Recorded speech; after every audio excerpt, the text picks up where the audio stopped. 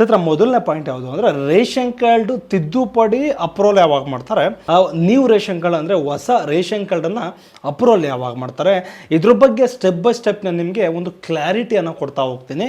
ದಯವಿಟ್ಟು ನೀವೇನಾದರೂ ವಿಡಿಯೋ ನೋಡ್ತಾ ಇದ್ದರೆ ಕೂಡಲೇ ನೀವೇನು ಮಾಡಬೇಕು ಅಂದರೆ ದಯವಿಟ್ಟು ನಮ್ಮ ಚಾನಲ್ಗೆ ಯಾರಾದರೂ ಫಸ್ಟ್ ಟೈಮ್ ವಿಸಿಟ್ ಮಾಡಿದರೆ ಕೂಡಲೇ ಸಬ್ಸ್ಕ್ರೈಬ್ ಮಾಡ್ಕೊಳ್ಳಿ, ಹಾಗೆ ಬೆಲ್ ಐಕಾನ್ ಬಟನ್ ಮೇಲೆ ಕ್ಲಿಕ್ ಮಾಡಿ. ನಿಮ್ಮ ಫ್ರೆಂಡ್ಸು ಮತ್ತು ನಿಮ್ಮ ಫ್ಯಾಮಿಲಿಗೂ ಸಹ ಈ ವಿಡಿಯೋವನ್ನು ಶೇರ್ ಮಾಡಲೇಬೇಕು, ಅರ್ಥ ಆಯ್ತಾ.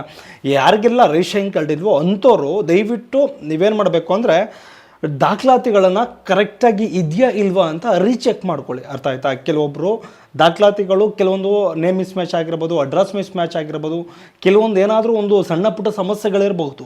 ಬಟ್ ಆದರೆ ನೀವೇನು ಮಾಡಬೇಕು ಅಂದರೆ ಅದೆಲ್ಲ ಕರೆಕ್ಟಾಗಿ ಇದೆಯಾ ಅಪ್ಲಿಕೇಶನ್ ಹಾಕಿ ಆದಮೇಲೂ ಸಹ ನೀವು ಒಂದು ಸರಿ ವೆರಿಫೈ ಮಾಡಬೇಕು. ನಿಮ್ಮ ತಂದೆ ಹೆಸರು ಕರೆಕ್ಟಾಗಿದೆಯಾ, ನಿಮ್ಮ ತಾಯಿ ಹೆಸರು ಕರೆಕ್ಟಾಗಿದೆಯಾ, ಸೊಸೈಟಿ ವಿಳಾಸ ಕರೆಕ್ಟಾಗಿದೆಯಾ, ಪಂಚಾಯಿತಿ ಏನಾದರೂ ನಿಮ್ಮ ಗ್ರಾಮ ಪಂಚಾಯಿತಿ ಊರು ಬಂದಿರ್ತದಲ್ಲ ಆ ಊರೂ ಸಹ ಕರೆಕ್ಟಾಗಿದೆಯಾ, ಏನಾದರೂ ಮಿಸ್ಟೇಕ್ ಆಗಿದೆಯಾ ಅಂತ ಮೊದಲು ಒಂದು ಸರಿ ರೀಚೆಕ್ ಮಾಡಿ ವೆರಿಫೈ ಮಾಡ್ಕೊಳ್ಳಿ, ಅರ್ಥ ಆಯ್ತಾ. ಯಾಕೆ ಈ ಮಾತನ್ನು ಹೇಳ್ತಾ ಇದ್ದೀನಿ ಅಂದರೆ ರೇಷನ್ ಕಾರ್ಡ್ ಈಗ ಹೊಸದಾಗಿ ನೀವು ಅರ್ಜಿಯನ್ನು ಸಲ್ಲಿಸಿರ್ತೀರ, ಆದರೆ ಈಗ ಒಂದು ಹೋದ ತಿಂಗಳಾಗಿರ್ಬೋದು ಈ ತಿಂಗಳಾಗಿರ್ಬೋದು ಅಪ್ಲಿಕೇಶನ್ ಹಾಕಿರ್ತೀರ. ಬಟ್ ನೀವೇನು ಮಾಡ್ತೀರಾ, 1 ವರ್ಷ 2 ವರ್ಷ ವೆಯ್ಟ್ ಮಾಡ್ತೀರಾ BPL ರೇಷನ್ ಕಾರ್ಡ್ಗೆ. ಅದರಲ್ಲೇನಾದರೂ ನಿಮಗೆ ಸಮಸ್ಯೆಗಳಾಯಿತು, ಏನಾದರೂ ಪ್ರಾಬ್ಲಮ್ಸ್ಗಳಾಯಿತು ಅಂದರೆ ಇಮ್ಮಿಡಿಯೇಟ್ಲಿ 2 ವರ್ಷ 3 ವರ್ಷ ವೆಯ್ಟ್ ಮಾಡಿರೋದೆಲ್ಲ ವೇಸ್ಟ್ ಆಗುತ್ತೆ. ಯಾಕೆಂದರೆ ರಿಜೆಕ್ಟ್ ಮಾಡಿ ನೀವು 2 ವರ್ಷ ವೆಯ್ಟ್ ಮಾಡಿರೋದು ಅವರು 1 ನಿಮಿಷದಲ್ಲಿ 1 ಸೆಕೆಂಡ್ನಲ್ಲಿ ರಿಜೆಕ್ಟ್ ಮಾಡಿ ಒಂದು ನಿಮ್ಮ ಅಪ್ಲಿಕೇಶನನ್ನು ಮೂಲಕ್ಕೆ ಬೀಸಿ ಹಾಕ್ಬಿಡ್ತಾರೆ. ಇದನ್ನು ದಯವಿಟ್ಟು ಅರಿತುಕೊಳ್ಳಿ, ಅರ್ಥ ಆಯಿತಾ. ನೀವು ಏನು ಮಾಡಬೇಕು ಅಂದರೆ ರೇಷನ್ ಕಾರ್ಡ್ಗೆ ಹೊಸ ಅರ್ಜಿ ಅಪ್ಲಿಕೇಶನ್ ಹಾಕೋದಕ್ಕಿಂತ ಮುಂಚೆನೇ ದಾಖಲಾತಿಗಳನ್ನೆಲ್ಲ ಒಂದು ಸಾರಿ ವೆರಿಫೈ ಮಾಡ್ಕೊಳ್ಳಿ.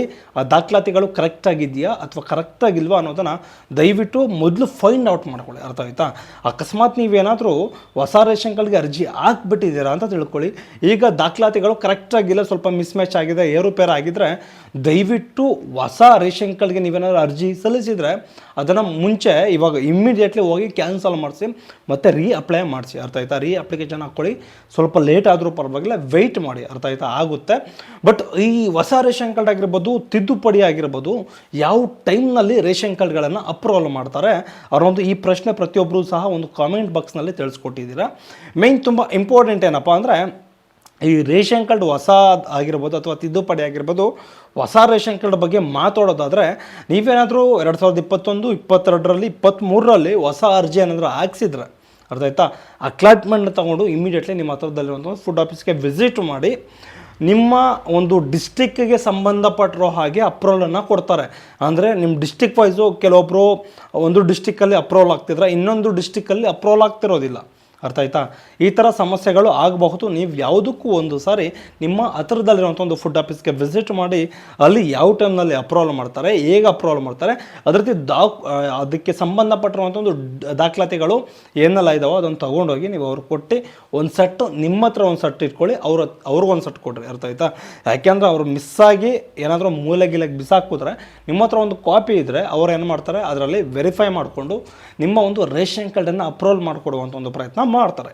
ಈಗ ಪ್ರೆಸೆಂಟಾಗಿ ರೀಸೆಂಟಾಗಿ ರೇಷನ್ ಕಾರ್ಡ್ಗೆ ಅಪ್ಲಿಕೇಶನ್ ಹಾಕಿಸಿದ್ರೆ ಎಷ್ಟು ವರ್ಷಗಳ ನಂತರ BPL ರೇಷನ್ ಕಾರ್ಡ್ ಸಿಗಬಹುದು, ಅದು ಇಷ್ಟು ವರ್ಷದಲ್ಲಿ ಸಿಗಬಹುದು ಅಂತ ಹೇಳೋದಕ್ಕೆ ಸಾಧ್ಯ ಇಲ್ಲ, ಅರ್ಥ ಆಯ್ತಾ.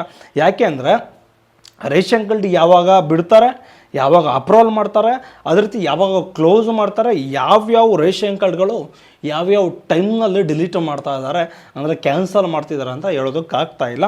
ಕೆಲವೊಬ್ಬರಿಗೆ ಈ ತಿಂಗಳು ರೇಷನ್ ಕೊಟ್ಟರೆ ಮುಂದಿನ ತಿಂಗಳು ಆ ರೇಷನ್ ಕಾರ್ಡ್ಗೆ ಬರ್ತಾ ಇರೋದಿಲ್ಲ. ಈ ಥರ ಒಂದು ಮೇಜರ್ ಸಮಸ್ಯೆಗಳು ಉದ್ಭವ ಆಗಿದೆ, ಅರ್ಥ ಆಯ್ತಾ. ಈ ಥರ ಒಂದು ಸಮಸ್ಯೆಗಳಿಂದ ಏನಾಗ್ತಿದೆ ಅಂದರೆ ಎಷ್ಟೋ ಜನಕ್ಕೆ ಎಲ್ಲಿಗೆ ಹೋಗಬೇಕು, ಎಲ್ಲಿ ವಿಸಿಟ್ ಮಾಡಬೇಕು, ಏನು ಮಾಡಬೇಕು ಅಂತಲೇ ಗೊತ್ತಾಗ್ತಿಲ್ಲ. ನೀವೇನಾದರೂ ಎಲ್ಲ ಒಂದು BPL ರೇಷನ್ ಕಾರ್ಡ್ಗೆ ಅರ್ಹರಿದ್ದರೆ, ನಿಮ್ಮ ರೇಷನ್ ಕಾರ್ಡ್ ಏನಾದರೂ ಕ್ಯಾನ್ಸಲ್ ಆಗಿದ್ದರೆ ಫುಡ್ ಆಫೀಸ್ಗೆ ಖುದ್ದಾಗಿ ಹೋಗಿ ನೀವು ಸಂಬಂಧಪಟ್ಟಿರುವಂಥ ಒಂದು ದಾಖಲಾತಿಗಳನ್ನು ವಿಸಿಟ್ ಅಂದರೆ ತೊಗೊಂಡೋಗಿ ಕೊಟ್ಟು ನೀವೇನು ಮಾಡ್ಬೋದು, ಆ ಒಂದು ಫುಡ್ ಆಫೀಸ್ಗೆ ವಿಸಿಟ್ ಮಾಡಿ ನೀವು ಕೂಡಲೇ ಒಂದು ರೇಷನ್ ಕಾರ್ಡ್ ಏನಾದರೂ ಬ್ಲಾಕ್ ಮಾಡಿದರೆ ಓಲ್ಡ್ ಮಾಡಿದರೆ ಅದನ್ನು ಒಂದು ರಿಲೀಸ್ ಮಾಡಿಸ್ಕೊಳ್ಳಿ, ಅರ್ಥ ಆಯ್ತಾ. ಯಾಕೆಂದರೆ ಮುಂದೆ ಸಮಸ್ಯೆಗಳು ಆಗುವಂಥ ಚಾನ್ಸಸ್ ತುಂಬಾ ಇರ್ತದೆ. ಈಗ ಸಸ್ಪೆಂಡ್ ಮಾಡಿರ್ತಾರೆ, ಮುಂದಿನ ದಿನಗಳಲ್ಲಿ ಕಂಪ್ಲೀಟಾಗಿ ಕ್ಯಾನ್ಸಲ್ ಮಾಡಿಬಿಡ್ತಾರೆ. ರೇಷನ್ ಕಾರ್ಡ್ ನಂಬರ್ ಹೊಡೆದ್ರೆ ನಿಮ್ಮ ರೇಷನ್ ಕಾರ್ಡ್ ಇಲ್ವೇನೋ ಅಂತ ತೋರಿಸುತ್ತೆ, ಅರ್ಥ ಆಯ್ತಾ. ಸಸ್ಪೆಂಡ್ ಅಂದರೆ ಬೇರೆ, ಕ್ಯಾನ್ಸಲ್ ಅಂದರೆ ಬೇರೆ, ಅರ್ಥ ಆಯ್ತಾ. ಸಸ್ಪೆಂಡ್ ಅಂದರೆ ನಿಮ್ಮ ಹತ್ರ ಏನಾದರೂ ಕಾರ್ ಆಗಿರ್ಬೋದು ಅಥವಾ ಐಷಾರಾಮಿ ಒಂದು ಜೀವನ ಏನಾದರೂ ನಡೆಸ್ತಾ ಇದ್ದಾರೆ ಅಂದರೆ ಒಂದು ಮಿಡ್ಲ್ ಕ್ಲಾಸ್ಗಿಂತ ಒಂದು ಸ್ವಲ್ಪ ಮೇಲೆ ಏನಾದರೂ ಇದ್ದರೆ ಬಿ ಪಿ ಎಲ್ ಕಾರ್ಡ್ಗೆ ಅದರದ್ದೇ ಆದಂಥ ಒಂದು ಕಂಡೀಷನ್ಸ್ಗಳಿರ್ತದೆ. ಆ ಕಂಡೀಷನ್ಸ್ಗಳಿಗೆ ನೀವೇನಾದರೂ ಒಳಪಟ್ಟಿದ್ರೆ, ಅರ್ಥ ಆಯಿತಾ, ಆ ಕಂಡೀಷನ್ಸ್ಗಳಿಗೆ ನೀವೇನಾದರೂ ಒಳಪಟ್ಟಿದ್ರೆ ನಿಮಗೆ ಬಿ ಪಿ ಎಲ್ ಕಾರ್ಡು ಸಸ್ಪೆಂಡನ್ನು ಮಾಡ್ತಾರೆ. ಇಲ್ಲ ಅಂದರೆ ಅದಕ್ಕೆ ಯಾವುದಕ್ಕೂ ಒಳಪಟ್ಟಿಲ್ಲ ಅಂದರೆ ನೀವು ಇಮಿಡಿಯೇಟ್ಲಿ ಹೋಗಿ ಫುಡ್ ಆಫೀಸಲ್ಲಿ ಒಂದು ಸಸ್ಪೆಂಡ್ ಆಗಿದ್ರೆ ರೇಷನ್ ಕಾರ್ಡನ್ನು ದಯವಿಟ್ಟು ಒಂದು ಮಾತಾಡಿ ಬಗೆಹರಿಸ್ಕೊಂಡು ಅದಕ್ಕೆ ಸಂಬಂಧಪಟ್ಟಿರುವಂಥ ಒಂದು ಪ್ರಾಪರ್ ದಾಖಲಾತಿಗಳನ್ನು ಕೊಟ್ಟು ನೀವು ರಿಲೀಸನ್ನು ಮಾಡಿಸ್ಕೊಳ್ಬಹುದು. ಅರ್ಥ ಆಯಿತಾ? ಇದು ಮೇಯ್ನ್ ಉದ್ದೇಶ ಅಂತ ಹೇಳ್ಬೋದು. ಅದೇ ರೀತಿ ತುಂಬ ಇಂಪಾರ್ಟೆಂಟ್, ಹೊಸ ರೇಷನ್ ಕಾರ್ಡ್ಗಳನ್ನು ಯಾವಾಗ ಅಪ್ರೂವಲ್ ಮಾಡ್ತಾರೆ, ಯಾವ ಮುಂದಿನ ದಿನಗಳಲ್ಲಿ ಯಾವಾಗ ಅಪ್ರೂವಲ್ ಮಾಡ್ತಾರೆ ಅಂತ ಹೇಳೋದಕ್ಕಾಗೋದಿಲ್ಲ. ಅರ್ಥ ಆಯಿತಾ? ಅವರು ಗೌರ್ಮೆಂಟವರು ಅವ್ರಿಗೆ ಯಾವಾಗ ಜ್ಞಾನ ಬರುತ್ತೋ, ಅವ್ರಿಗೆ ಯಾವಾಗ ಮಾಡಬೇಕು ಅನಿಸುತ್ತೋ ಆ ಟೈಮ್ನಲ್ಲಿ ಅನೌನ್ಸ್ಮೆಂಟ್ ಮಾಡ್ತಾರೆ. ಸುಮಾರು 15ರಿಂದ 20 ದಿನಗಳ ಕಾಲ ಅಥವಾ ಮ್ಯಾಕ್ಸಿಮಮ್ 1 ತಿಂಗಳು ಒಂದು ಟೈಮನ್ನು ಕೊಡ್ತಾರೆ. ಆ ಟೈಮ್ನಲ್ಲಿ ಹೊಸ ರೇಷನ್ ಕಾರ್ಡನ್ನು ಅಪ್ರೂವಲ್ ಮಾಡ್ತಾರೆ. ಆ ಒಂದು ಟೈಮ್ನ ನೀವು ತಿಳ್ಕೊಂಡು ಇಮಿಡಿಯೇಟ್ಲಿ ವಿಸಿಟ್ ಮಾಡಿ ಅದಕ್ಕೆ ಸಂಬಂಧಪಟ್ಟಿರುವಂಥ ಒಂದು ದಾಖಲಾತಿಗಳು ಮತ್ತು ಇನ್ನೂ ಒಂದು ಸಟ್ ಕೊಟ್ಟು ನೀವು ಅಪ್ರೂವಲನ್ನು ಮಾಡಿಸ್ಕೊಳ್ಬೇಕು. ಇಲ್ಲ ಅಂದರೆ ನಿಮ್ಮ ರೇಷನ್ ಕಾರ್ಡು ಗೋವಿಂದ ಗೋವಿಂದ. ಅರ್ಥ ಆಯ್ತಾ? ಅಂದರೆ ಇದರ ಏನು ಅರ್ಥ ಅಂದರೆ ನಿಮ್ಮ ರೇಷನ್ ಕಾರ್ಡು ಸಿಗೋದಿಲ್ಲ, ರಿಜೆಕ್ಟ್ ಮಾಡುವಂಥ ಸಾಧ್ಯತೆಗಳು ಹೆಚ್ಚಾಗಿರಬಹುದು. ಇದನ್ನು ದಯವಿಟ್ಟು ಅರ್ಥ ಮಾಡ್ಕೊಳ್ಳಿ. ಅದೇ ರೀತಿ ತುಂಬ ಇಂಪಾರ್ಟೆಂಟ್ ಆಗಿರುವಂಥದ್ದು, ಈ ತಿದ್ದುಪಡಿ ರೇಷನ್ ಕಾರ್ಡ್ಗಳನ್ನು ಯಾವಾಗ ಬಿಡ್ತಾರೆ, ಯಾವ ಟೈಮ್ನಲ್ಲಿ ಬಿಡ್ತಾರೆ, ಯಾವಾಗ ಹೋಗಿ ಅಪ್ರೂವಲನ್ನು ಮಾಡಿಸ್ಕೊಳ್ಬೋದು. ತಿದ್ದುಪಡಿ ರೇಷನ್ ಕಾರ್ಡು ಏನು ಅದಷ್ಟು ದೊಡ್ಡ ಸಮಸ್ಯೆ ಏನಲ್ಲ, ಅದು ಇಮಿಡಿಯೇಟ್ಲಿ ಅವಾಗವಾಗ ತಿದ್ದುಪಡಿ ಏನಾದರೂ ಮಾಡಿಸ್ಕೊಂಡಿದ್ರೆ ಅಪ್ರೂವಲ್ಗೆ ಬಿಡ್ತಾ ಇರ್ತಾರೆ. ನೀವು ಫುಡ್ ಆಫೀಸ್ಗೆ ವಿಸಿಟ್ ಮಾಡಿದ್ರೆ ಇಮಿಡಿಯೇಟ್ಲಿ ಯಾವಾಗ ಬಿಡ್ತಾರೋ ಆ ವಿತಿನ್ ಒಂದು 3 ದಿನ 4 ದಿನದಲ್ಲೇ ನೀವು ಅಕ್ಲಾಟ್ಮೆಂಟ್ ಕೊಟ್ಟಿದ ತಕ್ಷಣ ಇಮಿಡಿಯೇಟ್ಲಿ ಅಪ್ರೂವಲ್ ಮಾಡಿಕೊಡ್ತಾರೆ. ಅದ್ರದ್ದೇನು ಸಮಸ್ಯೆಗಳು ಏನೂ ಇರೋದಿಲ್ಲ.